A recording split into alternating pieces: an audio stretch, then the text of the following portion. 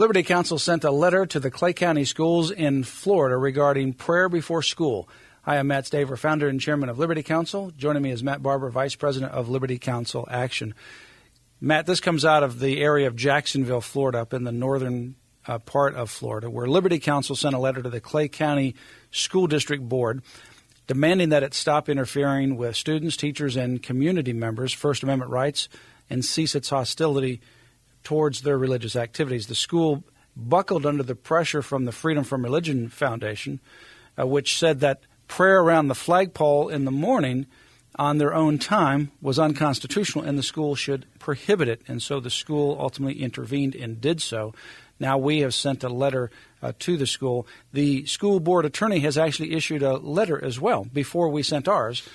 And he essentially, without citing any court precedent, says that this is unconstitutional and the school must cease its activities. Well, A, he's just wrong, and the courts have pointed that out more than once. B, Clay County School District needs to reconsider who they're associating with here. The Freedom from Religion Foundation is a radical, atheist, anti-Christian organization that doesn't know the Constitution from the Sunday edition of the New York Times. And so hopefully Clay County will allow themselves to be educated here as we have sent this demand letter and are insisting that they stop violating students, faculty, and staff members' constitutional rights here. They are interfering. This is viewpoint discrimination. It is unconstitutional. And if they don't cease and desist, they will be held accountable for it.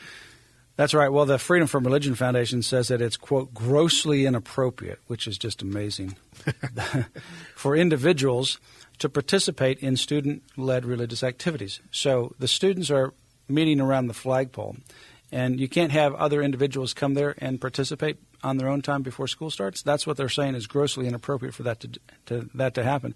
The school board attorney asked those that were participating to stop or to actually go earlier, like at 7 o'clock, 7:10 a.m. in the morning, which is outrageous. That's almost an hour and a half before school starts and before any students can even conveniently arrive. I mean, students are not going to get there an hour and a half before school starts. So basically you'd be out there at the flagpole with no other students there. You'd be standing there at the flagpole by yourself. Yeah, what an ugly America the Freedom from Religion Foundation lives in. This is not George Washington's America. This is not our constitutional republic that they envision. This is Joseph Stalin's Russia, and they are way out of bounds here. And for the Freedom from Religion Foundation to say that this is grossly inappropriate, the Freedom from Religion Foundation is itself grossly inappropriate in the vast majority of what they do. This is just another example of that. Well, Dan Barker is the co-founder along with his wife Annie, and he is a bitter atheist. I mean, a bitter activist atheist. His background was in the ministry, and he ultimately came to believe that there was no God, became an atheist, and became an activist atheist.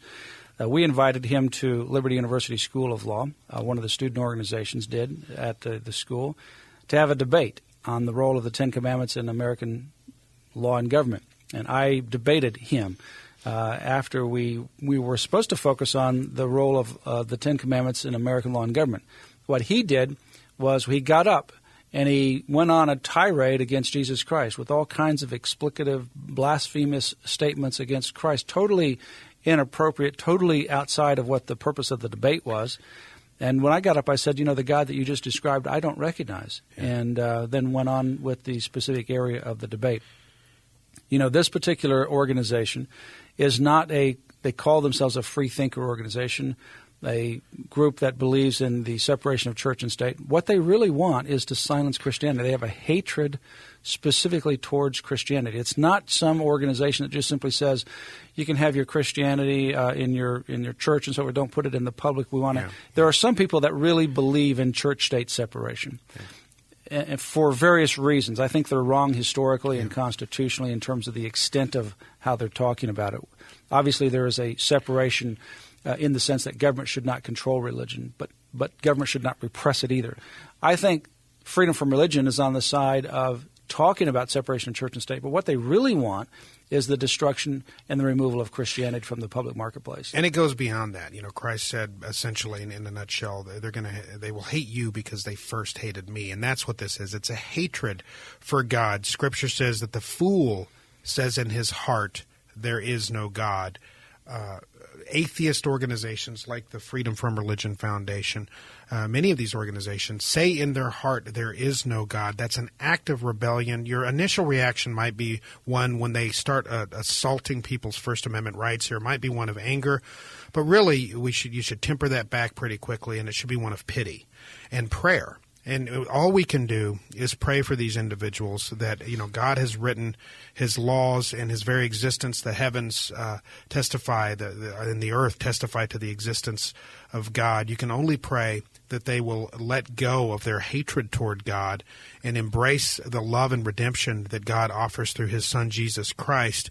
And so mine is not one so much a reaction of anger as it is pity, and I think that's the reaction we should all have: pity and prayer. Pray for their immortal souls. Yeah, and I think the ACLU is a separationist organization like Freedom from Religion Foundation, but unlike Freedom from Religion, you're not going to have the same, by and large. With some people, obviously, you may well, but by and large, you're not going to have the same just animus, hatred towards Christianity that Freedom from Religion has. That is the most hostile organization with regards to Christianity.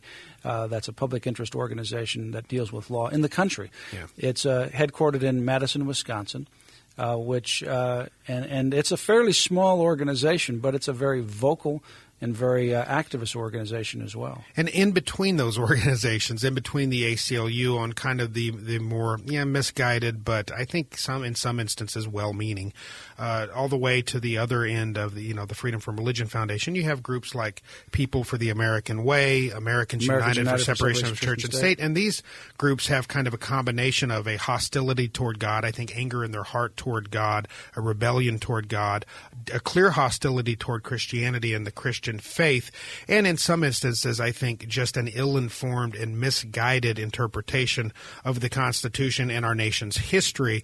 All of those things combined make for kind of an ugly witch's brew that can very negatively affect freedom in the United States. Liberty Counsel is going to stand up against that, continue to do so. Yeah, and we sent the letter, like I said, to the school district, and we indicated that students have a right to freedom of speech during non-instructional time, which includes immediately before school, and that means that they can gather around the flagpole and pray. The school board can't prohibit constitutionally protected religious prayer, and they can't even prohibit that for teachers and staff when they're acting on their own time, and that's what they're doing if they ultimately show up and participate in the prayer. And I think there is a U.S. Department of Education guidelines on religious expression in public schools, and those ultimately indicate that schools must not interfere with constitutionally religious expression and prayer, and if they do, they lose the possibility of their federal funding. And I have an admonition for the Clay County District School Board, and I don't say this to boast, but we know what we're talking about here. Our win-loss record against the American Civil Liberties Union, and they are playing on the disinformation that the groups like the ACLU, in this case the Freedom from Religion Foundation, feed them. They're just wrong, and 90% of the time we win in instances like this, 90% plus when we go up and lock horns with anti-Christian organizations like the ACLU.